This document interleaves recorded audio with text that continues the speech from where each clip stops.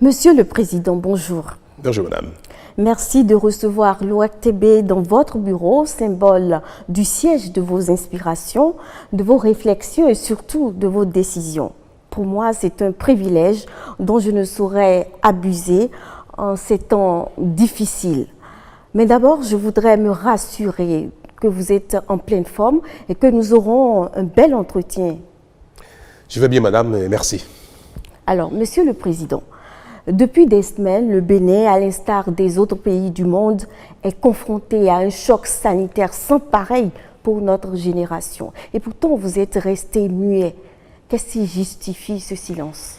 Madame Kedja, vous avez dit choc sanitaire et vous avez bien raison. La situation sanitaire et le risque sanitaire auquel nous soumet le coronavirus sont préoccupants, sinon très graves. Mon gouvernement et moi-même avons pris la mesure de l'enjeu. Si mes compatriotes n'ont pas encore eu l'occasion de m'entendre en personne, c'est bien parce que je suis à la tâche, jour et nuit, minute après minute. Je m'implique personnellement dans tous les segments de la riposte. La collecte des données au plan national et international, leur analyse, l'appréciation des impacts sanitaires, médicaux, financiers, économiques et sociaux, les projections à court et moyen terme, la stratégie et la mise en œuvre d'actions, le suivi et l'évaluation des recommandations et des opérations. Je sais combien il est indispensable, utile de parler pour expliquer, pour rassurer et obtenir l'adhésion de tous à la stratégie et aux décisions. Mais, madame, sachant que la plupart des Béninois, de mes concitoyens, nous font confiance, j'ai consacré mon esprit à l'analyse sereine de la situation et de toutes ses implications. C'est pour moi l'occasion de remercier l'ORTB de me donner l'occasion de vous dire, madame, à vous et à mes compatriotes, que la situation est vraiment grave et que le risque est grand. Mais rassurez-vous madame, je voudrais pouvoir rassurer mes compatriotes que empêcher le coronavirus de se propager au Bénin et d'y faire beaucoup de victimes est à notre portée.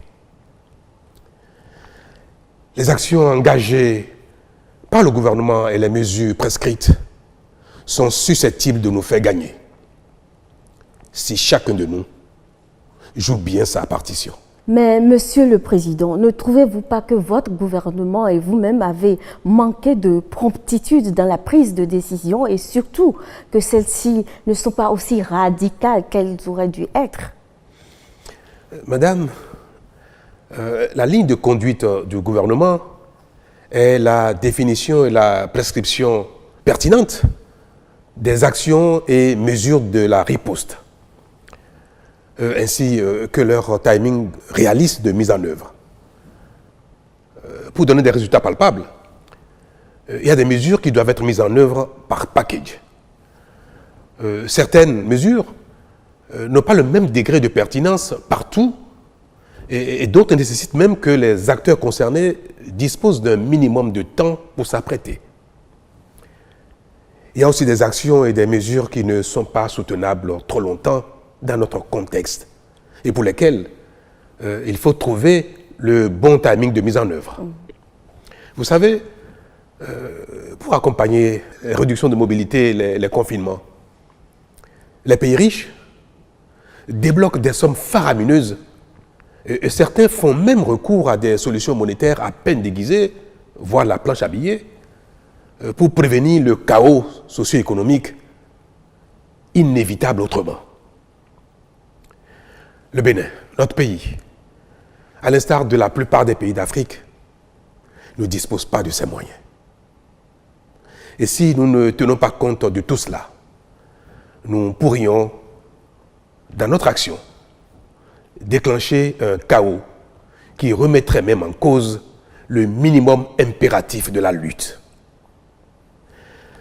Il y a également un autre facteur très déterminant que le commun des commentateurs ne peut percevoir, c'est l'après-Covid. Parce que ce combat, nous allons le gagner, forcément. Nous devons donc combattre le virus et le vaincre, mais sans compromettre notre survie après victoire. Si nous prenons des mesures qui affament tout le monde à la fois et trop longtemps, elles finiront très vite par être bravées et bafouées sans avoir permis d'atteindre les objectifs. Je vous donne un exemple. Contrairement aux citoyens des pays développés, d'Amérique dont je viens de parler, d'Asie, d'Europe, la grande majorité des Béninois ont un revenu non salarial. Combien de personnes au Bénin ont un salaire mensuel et qui peuvent attendre 2, 3 semaines, 4 semaines, même sans travailler, et vivre des revenus du mois? Combien? Comment peut-on donc, dans un tel contexte, où la plupart de nos concitoyens donnent la popote avec les revenus de la veille, comment donc peut-on décréter sans préavis un confinement général de longue durée? Les mesures que nous venons de prescrire, madame, et qui vont entrer en vigueur dès demain, lundi, nous permettront d'empêcher la propagation du virus à l'intérieur du pays, tout en préservant l'activité économique dans une partie du territoire et en réduisant seulement la mobilité de certains acteurs dans la zone critique. C'est un exercice très difficile qui requiert sérénité, sang-froid et perspicacité. Nous avons pris des mesures, les mesures qui s'imposent, avec un sens de responsabilité et discernement. Nous veillerons donc, sans complaisance, à leur respect par tous. Alors finalement, Monsieur le Président, quelle est votre intime et profonde conviction par rapport à ce qui nous attend à court et à moyen terme? Madame, ce que je voudrais dire à mes compatriotes est que la menace est sérieuse. Elle est grave. Mais que nous avons collectivement les moyens d'y faire face. Notre survie individuelle et collective est entre nos mains. Elle est entre les mains de chacun d'entre nous, pris individuellement. Chacun de mes compatriotes, vous et moi, pris individuellement, est responsable désormais de notre survie. Nous n'avons pas besoin de beaucoup d'intelligence, de beaucoup de moyens, de beaucoup d'imagination. Il nous suffira simplement à chacun de respecter les mesures, les prescriptions qui ont fait leur preuve par ailleurs.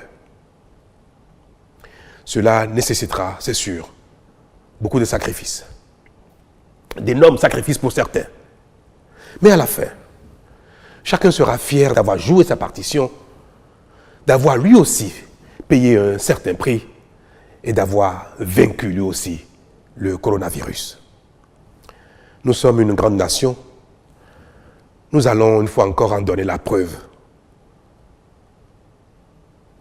en éliminant le coronavirus de notre pays sans grand dégât. J'y crois. J'invite mes concitoyens à y croire parce que, comme je l'ai dit tout à l'heure, je veux le répéter, les moyens d'y parvenir sont à notre portée.